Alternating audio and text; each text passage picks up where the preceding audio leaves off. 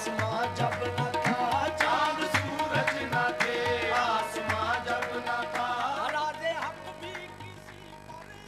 पाकिस्तान के अजीम गुलूकार नुसरत फ़तेह अली खान की 19वीं बरसी आज मनाई जा रही है। इस सिलसिले में फ़िल्मी हलकों में मुख्तलिफ तकरीबात का अहतमाम भी किया गया, जिसमें नुसरत फ़तेह अली खान की खिदमात को ख़राज अक़ीदत पेश किया जा रहा है।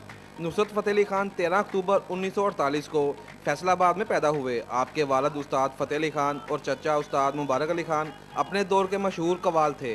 नुसरत फ़तेह अली खान ने भी बतौर कवाल दमस्त कलंदर मसमस से मुलगी शोहरत हासिल की। उन्होंने कवाली की सनफ़ में मगरबी अंदाज मुतारफ़ करवाया, जिसे दुनिया भर में सराहा गया।